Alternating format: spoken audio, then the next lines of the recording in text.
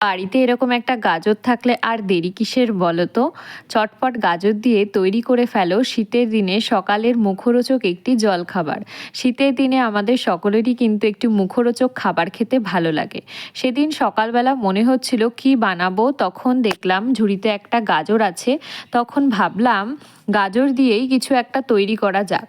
চটপট গাজরটাকে ছুলে নিয়ে তারপর ধুয়ে নিয়ে একটি গ্রেটারের সাহায্যে এইভাবে কুড়িয়ে নিয়েছিলাম।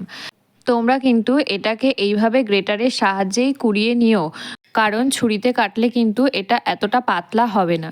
যতটা পাতলা হবে আমার এই রেসিপিটির জন্য গাজরটা ততটাই বেশি ভালো হবে, কারণ বোঝাই যাবে না এর মধ্যে গাজর দেওয়া হয়েছে বলে।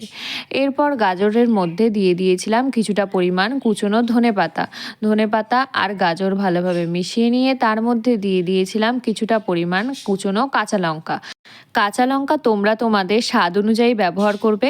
আমি যেহেতু খুব বেশি ঝাল খেতে পারি না, সেই জন্য আমি অল্প পরিমাণে কাঁচা লঙ্কা কুচনো ব্যবহার করেছিলাম। এরপর দিয়ে দিয়েছিলাম সব রান্নার প্রধান উপকরণ, লবণ। এরপর দিয়েছিলাম সামান্য একটু চিনি, এটা স্বাদ ভালো আনবে। তারপর দিয়েছিলাম 1 বাটি আটা। এখানে আমি ময়দা ব্যবহার করিনি, ময়দার থেকে আটা কিন্তু আমাদের জন্য বেশি উপকারী, সেই জন্য আমি আটাই ব্যবহার করেছিলাম। তোমরাও ময়দাকে অ্যাভয়েড করার চেষ্টা করবে। যাই হোক, তারপর সবগুলো উপকরণ ভালোভাবে মিশিয়ে নিলাম। ভালোভাবে মেশানো হয়ে গেলে অল্প একটু করে করে জল দিয়েছিলাম আর এটাকে মেখে নিয়েছিলাম। ব্যাটারটা কিন্তু খুব বেশি একদম পাতলা হবে না, এরকম একটু ঘন টাইপের হবে। দেখতেই পাচ্ছ এরকম ঘন টাইপের একটা ব্যাটার তৈরি হয়ে গেছে।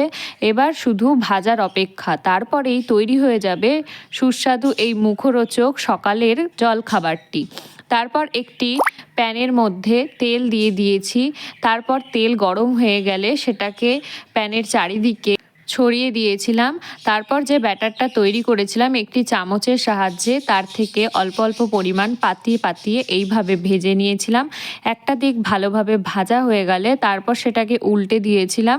এটা কিন্তু খুব লো ফ্লেমে তোমরা ভাজবে, না হলে কিন্তু ভেতরে কাঁচা থেকে যাবে।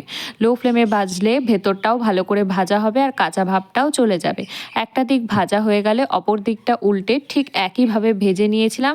আর তারপরেই তৈরি হয়ে গেছিল আমাদের মুখরোচক জলখাবারের রেসিপিটি।